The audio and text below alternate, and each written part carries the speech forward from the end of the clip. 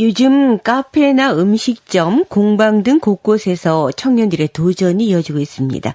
하지만 화려한 간판 뒤에는 치열한 생존의 이야기가 숨어 있는데요. 청년몰 정책을 비롯해 다양한 지원들이 이루어지고 있긴 하지만 정작 현장에서는 어려움을 호소하는 목소리가 나오고 있습니다. 무엇이 문제인지 오늘 진단해 보도록 합니다. 사단법인 강원청년경제연합회 박재희 명예회장 전화 연결돼 있습니다. 박재희 회장님 안녕하십니까? 네, 안녕하세요.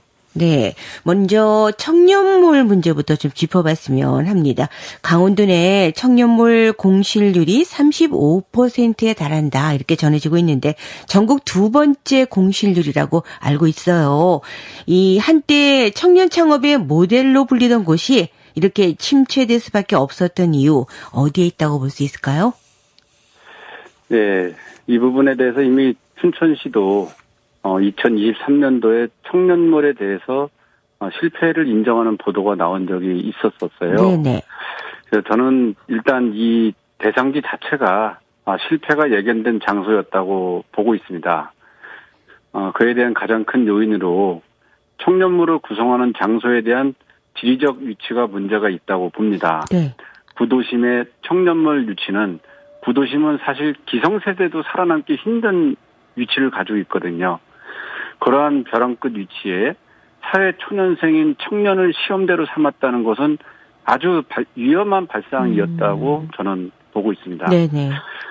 일례로 이제 다른 지방자치단체의 경우도 실패의 경우를 살펴보니까 재래시장 내의 유휴 공간이나 이런 데만 활용하는 것에 초점이 이제 맞춰졌어요. 또한 접근성과 유동 인구가 낮은 지역에 위치를 선정하는 사례도 있었고요. 가장 큰 이제 예를 들자면 제주특별자치도가 제주 동문시장이라는 아주 유명한 관광지가 있습니다. 네. 하루에도 수만 명이 오가는 활력이 있는 전통시장인데요. 그렇죠. 예. 그렇지만 이 제주특별자치도가 청년몰 공신률 65%에 달하는 불명의 일인 이유가 유독히 이 청년몰만 사람들이 쉽게 접근하지 않는 이 동문시장의 지하에 위치하고 있다는 점입니다. 그렇군요. 네. 뭐, 일반적으로 자유로운 출입이, 좀 불가능하면 불가능하다라고 볼 수 있는 곳이 아닌가 이런 생각도 드는데, 지하에 위치해 있었다. 뭐, 이런 결과가 단순히 사업 실패만이 아니라, 강원도의 청년 정책 전반이 가진 또 구조적 한계까지도 보여준다. 이렇게 볼 수 있지 않겠습니까? 그렇죠. 네. 청년몰의 실패는 강원도 청년 정책의 한계, 즉 결과보다는 과정 중심의 행정 편의주의가 낳은 결과로 저는 보고 있습니다. 지원 사업이 단발성 이벤트에 그치고 청년들이 자생력을 갖추고 지역에 정착하도록 돕는 지속 가능한 생태계 구축에는 실패했다고 볼 수 있는 거죠. 네. 그래서 단발성 지원은 과감히 폐지하고 장기적인 측면에서 단계형 플랜 제도를 도입하는 것이 급변하는 이 시대에 맞게 적응해가는 청년 사업가를 지원하는 그러한 방향도 고민할 필요가 있지 않나 하는 것입니다. 그렇네요. 예. 네, 즉 준비되지 않은 청년에게는 단발성 지원도 과감히 끊어서 시작의 초기는 청년 본인 스스로가 돌파를 해가고 그 첫 단계를 돌파한 청년은 장기 단계형 플랜 지원 제도로 장기적인 관점에서 지원해야 한다는 것입니다. 네.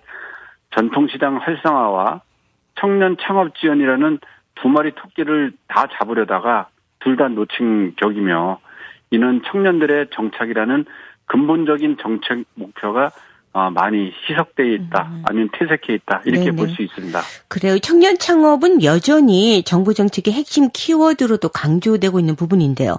그렇지만 실제 현장에서는 지속 가능성이 없다 이런 얘기도 왕왕 나오고 있습니다.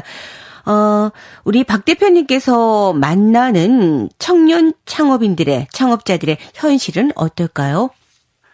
네, 우선 공무원 시험 준비, 취업 준비생으로 분류된 청년을 제외한 사회 구성원으로 제가 이제 만나는 청년은 크게 두 가지 형태입니다. 네. 첫 번째는 본인 스스로 어렸을 때부터 자수성가를 준비했거나 이미 이론, 곧 그 현실을 이룰 것으로 보이는 청년으로 이미 스스로 살아남는 방법을 터득한 청년이 있고요. 네. 이런 청년들에게는 행정 분야나 정치권에서 잘 살펴보고 장기적인 지원 정책을 수립한다면 곧 미래의 강원특별자치도의 자산으로 자리매김할 것으로 기대되는 청년층입니다. 그렇겠죠. 예. 예, 그리고 두 번째 이제 유형은 가업 승계형 청년인데요. 이 가업 승계형 청년도 저는 두 가지로 나눠서 보입니다. 네. 첫 번째가 부모님의 사업 정신을 그대로 잘 이어받는 청년이 있는가 하면 부모님 덕분에 물려받은 큰 재산이 귀한지 모르고 지내는 청년이 보입니다. 즉 정신을 차리려면 한참 시간이 걸리겠다라는 생각드는 청년들도 그래요. 있다는 말씀인 네네. 거죠. 특히 저는 이러한 청년들에게 이제 한마디 조언을 이제 합니다. 부모님께 물려받은 재산을 잘 지켜야 한다. 물려받은 재산을 더 늘리는 게 목적이 아니라 네. 재산을 지키는 방법부터 배워야 한다고 이 청년들한테 늘 말하고 싶습니다. 네, 지키는 게 우선이다. 그래요. 네. 이 강원도는 인구 감소 그리고 청년 유출이 가장 심각한 지역 중에 하나로 꼽히지 않습니까, 회장님? 네네. 예, 도가 이 청년들을 좀 붙잡기 위해서 여러 가지 정책을 내놓고 있긴 한데 현장에서 체감하는 건 좀 다른 것 같아요. 어떻습니까? 네, 이거는 강원도뿐이 아니라 지방자치단체도 똑같은 이제 상황인 것 같은데요. 네. 청년 정책의 양은 늘었으나 이제 구조적인 문제가 사실상 더 크다고 봅니다. 일자리가 없는 것이 아니고 같이 일할 만한 마인드를 가진 청년이 부족하다는 것이 현재 기성세대들의 공통된 생각이에요. 네네. 청년들이 강원도의 정서적 소속감을 느끼고 또 강원도 지역 내에서 네트워크를 형성할 수 있는 문화적인 커뮤니티 공간이나 플랫폼이 부족하다는 지적도 상당히 많습니다. 네. 자, 정책이 물리적인 지원에만 집중하고 청년들의 삶의 질과 공동체 형성에는 소홀했던 결과물인 거죠. 이제는 청년들의 주거 정책이나 일자리 등 실패한 정책에 더 연연하는 것보다 가업 승계형 청년 지원을 더 강화하고 일자리 지원 정책을 하더라도 취업 성공 지원금이나 구직 활동비 등 이런 단기적이고 비효율적인 지원을 과감히 폐지하고 네. 그 예산으로 장기 근속 근로자를 폭넓게 지원하는 통 큰 정책이 필요할 것으로 판단됩니다. 네. 즉 하고자 하는 청년에게 더 폭넓은 지원을 하는 것, 이것이 진정 하고자 하는 청년에게 실질적인 지원을 하는 것이라고 이렇게 생각됩니다. 네, 그렇겠어요. 이 청년 창업 공간을 단순한 지원 사업이 아니라 지역 경제의 지속 가능한 생태계로 좀 구축을 하려면은 글쎄 우리가 많은 생각도 해보고 노력도 해야 될 것 같은데 어떤 접근, 어떤 방식이 필요할까요? 네, 행정기관과 정치권은 더 이상 정책 발굴의 행정력을 소진하지 않았으면 좋겠어요. 즉 누가 하느냐? 사업 경제성에 성공한 대기업과 중소기업 간의 멘토링 연계를 통해서 네. 지역 내 선도기업이나 성공한 중견기업을 멘토로 연결해서 청년들이 초기 실패를 줄이고 실질적인 경영 노하우를 배울 수 있는 유기적인 연계망을 구축하도록 모든 행정력이 방향을 바꿔서 쏟아야 할 것으로 판단됩니다. 기업하는 사람들끼리의 어떤 다리 놓기가 필요하다는 얘기네요. 그렇죠. 네. 네. 앞서 말씀을 제가 드린 것처럼 청년몰을 구도심, 재래시장, 유휴부지, 지하건물 등 단순히 빈 점포를 채우는 방식은 행정 편의주의적 발상인 것이죠. 네네. 예를 들어서 청년들이 밀집된 강원대학교 후문 번화가 입구나 명동 입구에 청년몰을 구성한다면 과연 이게 실패했을까요? 라는 이제 생각이 듭니다. 네. 또한 그렇게 되면 이제 강원대학교나 유관 기관과의 협업을 통해서 청년몰을 이용하는 분들에 대해서 주차장을 지원하거나 주차비를 면제한다든가 또는 명동과 같은 밀집 지역 상권 내에는 청년몰 전용 주차장을 신설하는 등 네. 장기적인 이제 정착적인 대책도 필요하다고 생각이 드는 거죠. 네. 굳이 구도심을 살리자 이런 의미에서 보여주기식 행정만 일관할 게 아니라 제대로 된 실효성 있는 정책을 추진해 보자 이런 얘기신데 한편으로는 정책은 있지만 청년들의 참여가 부족하다 이런 말도 나오고 있거든요. 이 청년 당사자들의 의견이 실제 정책에 좀 반영될 수 있는 그 구조적 변화, 이것도 좀 생각을 해봐야 되지 않을까 싶고요, 회장님. 그렇다면 어떤 방식이 필요할까요? 네, 제가 이 부분에 대해서는 제가 청년들한테 좀 듣기 싫은 쓴소리 한마디 좀 예, 그러세요. 섞어서 하겠습니다. 네. 저는 이 참여라는 단어를 사회 구성원으로서의 참여로 한번 해석을 해보겠습니다. 일선에서 참여가 부족하다는 말이 많이 나온다는 그 의미로는 그만큼 청년들 스스로가 현재 청년의 지위적 위기감을 스스로 인식하지 못하고 있다는 반증으로 보이기도 합니다. 네.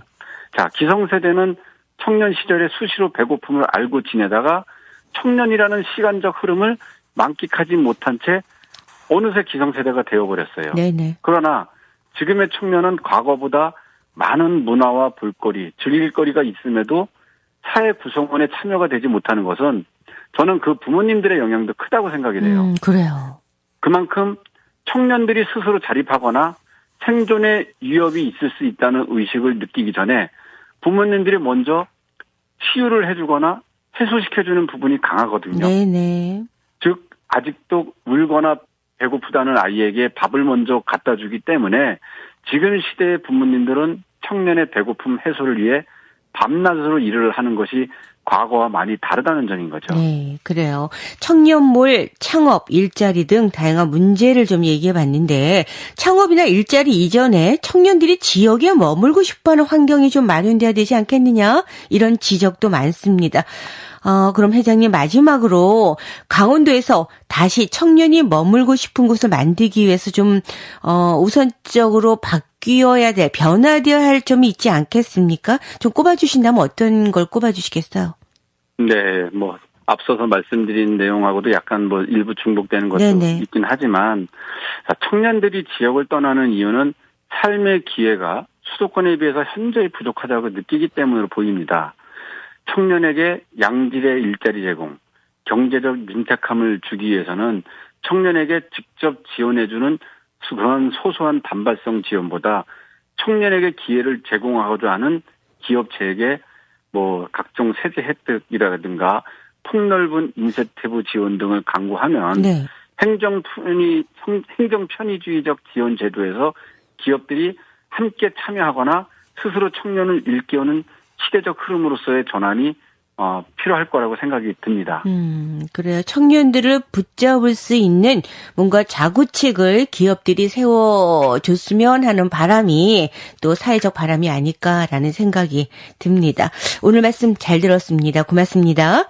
네, 유스앤 이슈 사단법인 강원청년경제연합회 박재희 명예회장이었습니다.